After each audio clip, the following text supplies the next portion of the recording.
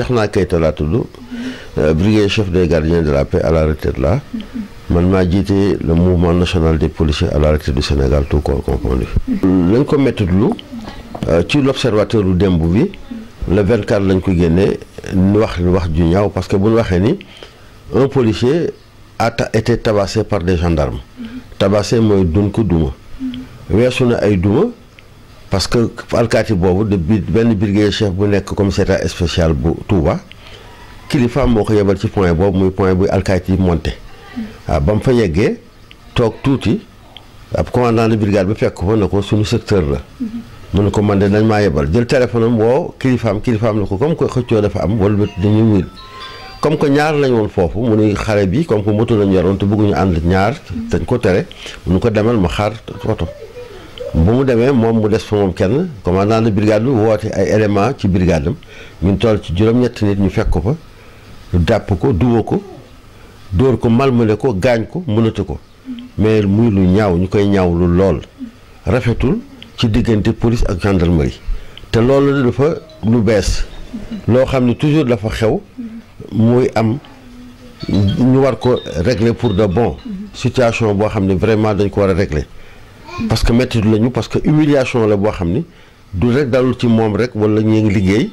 mais ñun sa alkaati yi nga xam dañu ne woon police retraité daf ñoo metti waaw lan mooy gendarmerie lan mooy police il faut que nit ñi xam ko dañ ni sécurité des personnes et des biens moo di aar nit ñi ak seeni li ñu yore seen alal mais kooku mission police la du mission gendarmerie défense da nekk armée la lépp bu ñëwee ci biir dëkk bi di dimbali policiers yi daf leen di def ñëw en appoint mais du liggéeyam moom ba ñu xam ne force armée lañ nekk aar bitim réew la donc la ñu wax ni seen compétence yëpp hors agglomération la te tey ku dem Touba nga xam ni Touba dafa jaatu lool mais amuñu fuñ secteur mais gendarmerie amuñu fa secteur nañu wax dëgg rek amuñu fa secteur nañu bàyyi xëccoo bi Touba am na commissariat spécial am na beneen commissariat ak beneen poste de police mais ñooñu bu ñu jëlee ku ci ne si secteur mais gendarme amatu fa kii ba tax ñuy def jëf ju ñaaw jooju dem di dóor wala yooyu waxuma nag gendarme yëpp a koy def de que commandant de brigade bu nekk foofu ak élément am yooyu mu sant ñu def loolu ñooñu loolu mooy jëf ju ñaaw jooju ñu ñaaw di ñaan nag ki nga xam ne moom la fi yàlla teg muy Aly Ngouille Ndiaye di premier policier teg fi l'inspecteur général Ousmane Sy directeur général de la police nationale Wahab Ba di directeur de la sécurité publique mais mani nan ci wax te bu ñu amul waxtaan parce que déshonneur la ab question waxtaan amu ci parce que tey bu alkaati bi defoon du loolu dañ koy teg daan. kon da ngay ragal daal ñu defaat ko. waaw dañu teg daan kooku def loolu te xam ne ni nekkul ci yoon parce que alkaati bu taxawee di liggéey dafay liggéey en vertu de l'article 19 et 20 du code de procédure pénale beneen bi dafa sol mbubbam wane ni moom mii kat métier bii lay liggéey ñu xam ko mën ko xataañee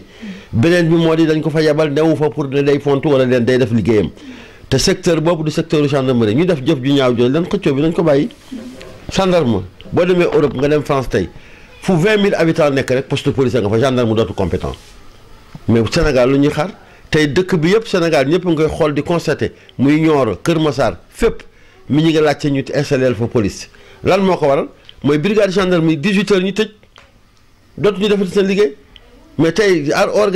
agglomération ña ngay sàcc jur yi ña ngay agressé nit ñi ña ngay rey lu ko waral mais effectif boobu nañ ko jël yóbbu ko génn ñooñu fa ñu war a liggéeyee en tout cas ñaawlu nañ mbir yi méttilu nañ ko lool.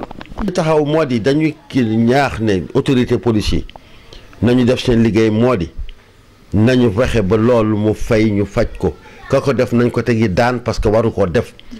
homme de tenue muy alkaati sol mbubbam di liggéey ñu sant ko ñu fekk ko di ko dóor di ko mënati comme un vulgaire bandit jàpp ko di ko def loolu lu ñaawlu la dañ ko war a dindi te ñun de sunu mouvement bi jóg nañu man jox naa instruction ci président civil yëpp ku ci ne foo nekk na nga taxawaay boobu dénoncé ko parce que situation bu ñuy dénoncé la waxuñu dañuy taqal gendarme yi parce que xam na ni gendarme yi y a des gendarmes exemplaires yoo xam ne vraiment dañ leen di citer en exemple ñu ngi ci mbedd mi di joxe la ñu mel di jox ñëpp seen cër la ñu war a def ñu ngi koy def respecté ñëpp mais kenn nag nit la koo xam dafa dugg ci gendarmerie te vraiment cas d'école la tey damay raconté benn histoire boo xam ni léegi ñu fàttaliku fanweer at ak ñett bi ñu dàqee en 87 am na ku fi nekkoon ministre de l'intérieur korog ba élément commissariat central di génn di dem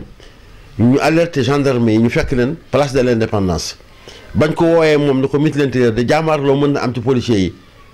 yi doo ci wax mu ne doon bàyyi leen ñu jàmmaarloo moom xam na la ci xew après gis na affaire ba xeebaati moo waxul bul xeeb nit ki ba yaakaar ni yow yaa ko ëpp doole wala yaa ko mën parce que loolu ñu new teguñu fi ñun dañu fee teg pour ñu aar doomu aadama yi aar la ñu téye tey feebar dafa ñëw ci dëkk bi ñuy xeex pour loolu yàlla génn ko fi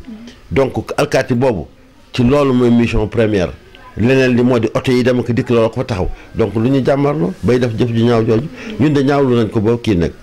doole ji nag ñoom la ko yàlla jox ñoom autorité police yi ñu war cee wax nañ ci wax ñuy interpeller Aly Ngouille Ndiaye di interpeller Ousmane Sy di interpeller Abdou Wahab Ba nañ ci wax nag parce que ñoom la fi yàlla teg waaw gendarme yi tey jii tey bu alkaati yi defoon tey loolu gendarme yi seen autorité dañ ci wax te du benn yoon la fa xew nag waaw mais si métti na waaw mën nga xam ndax alkaati benn alkaati nekk ci poème di liggéey ñu fekk ko fa juróom-ñaari gendarme ci kawam xoolal loolu ni mu demee nan lañ mën a défendre boppam te yore woon na fetal bu jëloon fetal bi jam lu ñuy wax ñu ne rey na nit mais heureusement que am na maîtrise am jëlul fetalam ñu xamal nit ñi tey jii tey gendarme bu mu gis ci mbedd bi mu taxaw tey doo gis mukk mu yore fetal chef ba rek moo yore fetal chef ba na ngeen gestu loolu bu baax gendarme boo gis mu nekk mbedd mi du yore fetal mu chef bi rek alkaati foo gis nag mi ngi